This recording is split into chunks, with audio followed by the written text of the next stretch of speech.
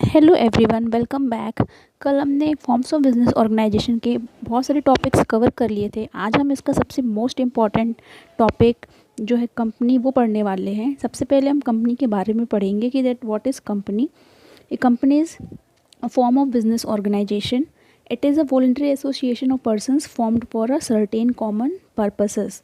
Company क्या है, हम बोल सकते हैं कि ये भी एक ऐच्छिक संस्था होती है जिसमें एक ग्रुप ऑफ पीपल जिनका एक कॉमन पर्पस होता है, तो वो साथ में जुड़कर एक व्यवसाय या व्यापार करते हैं।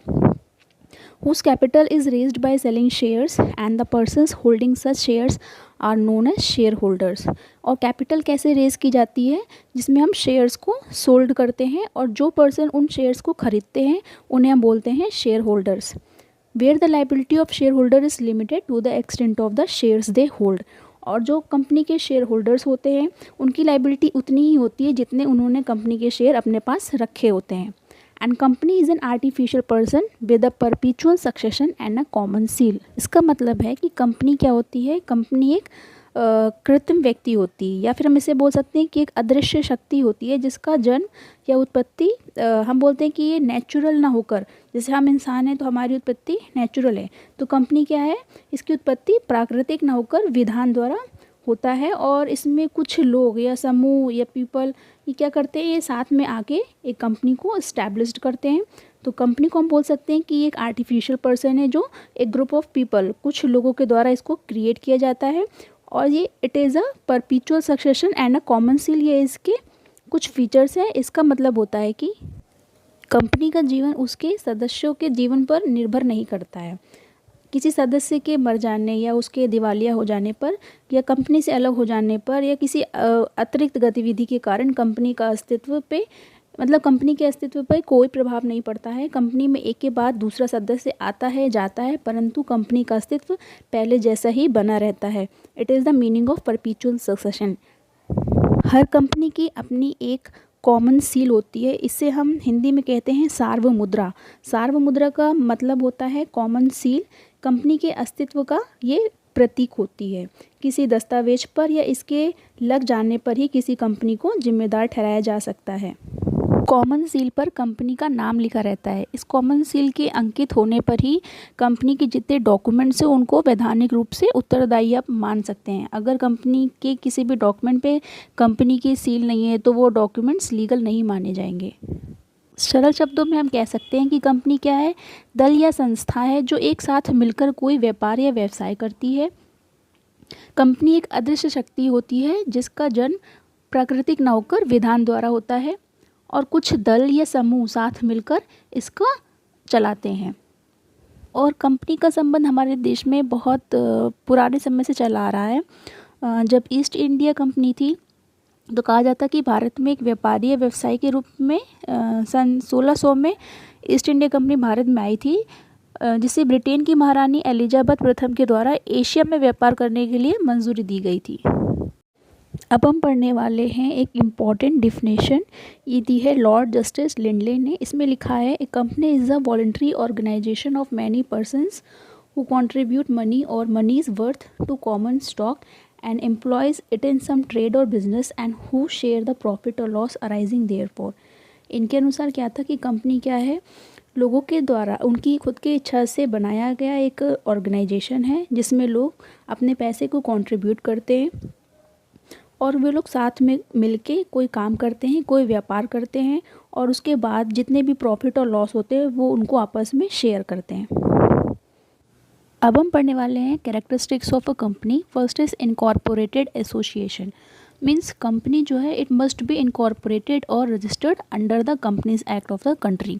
जैसे अगर हमारे देश में कोई भी कंपनी इनकॉर्पोरेट होगी तो वो हमारे देश में जो कंपनी अधिनियम होगा उसके अंतर्गत वो उसको इस्टेब्लिश किया जाएगा। पहले हमारे देश का कंपनी अधिनियम 1956 था, पर वर्तमान में कंपनी अधिनियम 1913 है। अब हम पढ़ेंगे next characteristics. It is an artificial person. Artificial means कृत्रिम व्यक्ति। कंपनी को हम कृत्रिम व्यक्ति भी बोलते हैं, अर्थात ये एक आर्टिफिशियल पर्सन की तरह कार्य करती है। कंपनी का जो एग्जिस्टेंस होता है या फिर हम बोल सकते हैं जो उसका अस्तित्व होता है, उसको शुरू करने वाले व्यक्तियों या फिर जो प्रोड्यूसर्स हैं जिसने कंपनी को स्टार्ट किया है, उनको कंपनी से अलग या हम पृथक मानते हैं। जहाँ तक इसके निर्माण और इसके संगठन एवं इसके समापन का सवाल है, या केवल विधान अर्थात कानून के मुताबिक ही किया जाता है। हम बोल सकते हैं कि जिस तरह एक व्यक्ति किसी अन्य व्यक्ति को अपनी संपत्ति बेच सकता है, या इसके उलट अन्य व्यक्ति इससे संपत्ति खरीद सकता है, उसी प्रकार कंपनी भी किसी दूसरी कंपनी या व्यक्ति से संपत्ति खरीद भी सकती है और उसे बेच भी सकती है। जैसे हम बोल सकते हैं कि जिस प्रकार एक व्यक्ति किसी अन्य व्यक्ति पर मुकदमा दर्ज करा सकता है, या इसके उलट दूसरे व्यक्ति पर मुकदमा चला सकते हैं, तो उसी प्रकार एक कंपनी भी दूसरे कंपनी या व्यक्तियों पर मुकदमा चला सकती है, तथा दूसरे व्यक्ति एवं कंपनियां उस कंपनी पर मुकदमा चला सकते हैं। In English it is called it can sue and can be should by others. हम बोल सकते हैं कि एक कंपनी भी एक साधारण इंसान की तरह काम करती है। ये किसी पे मुकदमा कर सकती है और किसी अन्य के द्वारा कंपनी पे मुकदमा भी किया जा सकता है। जिस प्रकार एक व्यक्ति दूसरे व्यक्ति के साथ एग्रीमेंट, हम बोलते हैं जिसे अनुबंध कर सकता है, उसी प्रकार एक कंपनी जो कि एक आर्टिफिशियल पर्सन है वो भी क्या कर सकती है, वो भी अनुबंध कर सकती है। बट इसके लिए क्या होता है कि कंपनी की मोहर, हम जिसे कॉमन सील कहते हैं, उसको लगाया जाता है, जो कि कंपनी के हस्ताक्षर की तरह मानी जाती है।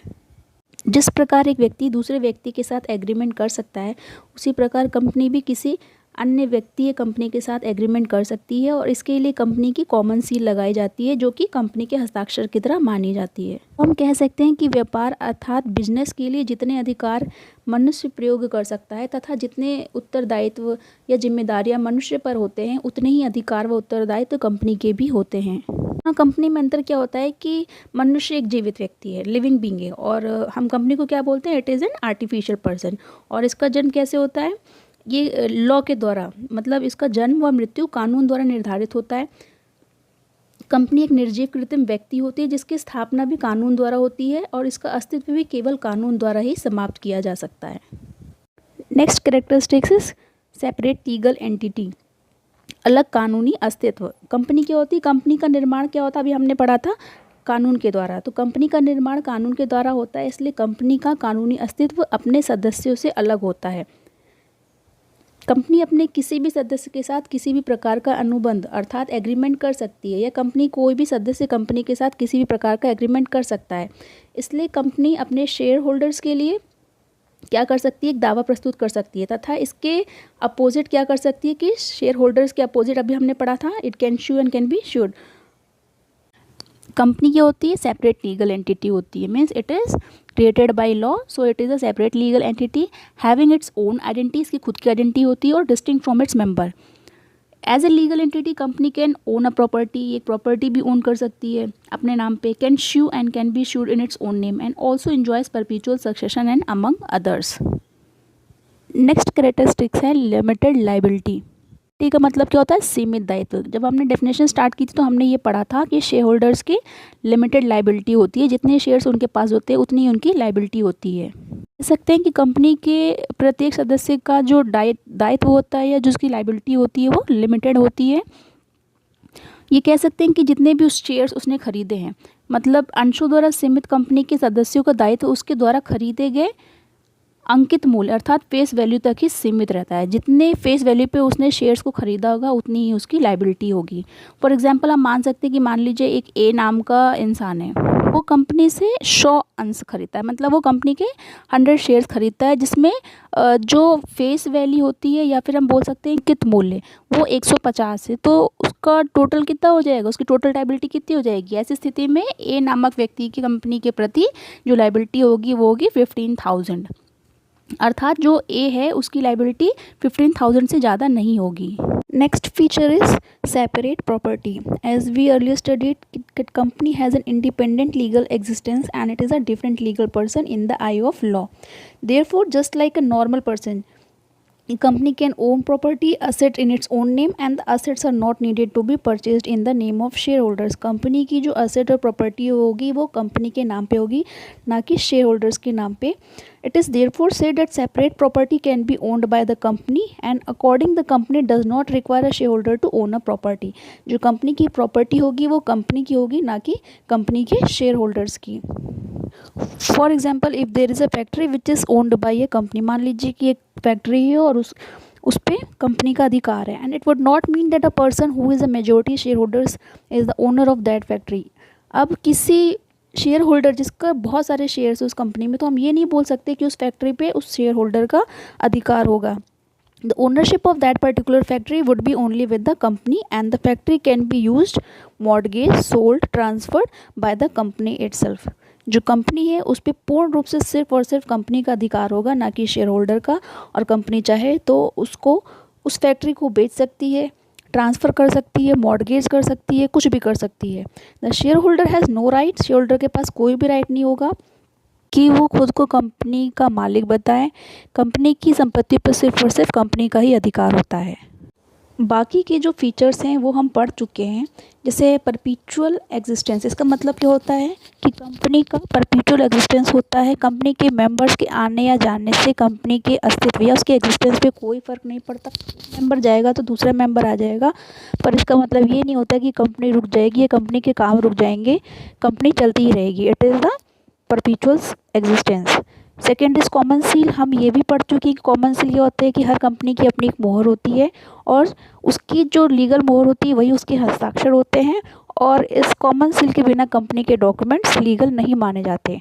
एंड कंपनी में sue and be sued in its own name. Company is a legal person, तो कंपनी क्या कर सकती है, ये भी किसी पे मुकदमा चला सकती है या फिर किसी अन्य व्यक्ति या कंपनी के द्वारा कंपनी पर भी मुकदमा चल सकता है। आज की क्लास में हम कंपनी के बारे में सिर्फ इतना ही पढ़ेंगे। नेक्स्ट क्लास में हम इसको और डिटेल में पढ़ेंगे। होप आप सबको क्लास अच्छी लगी होगी। Take care and study well.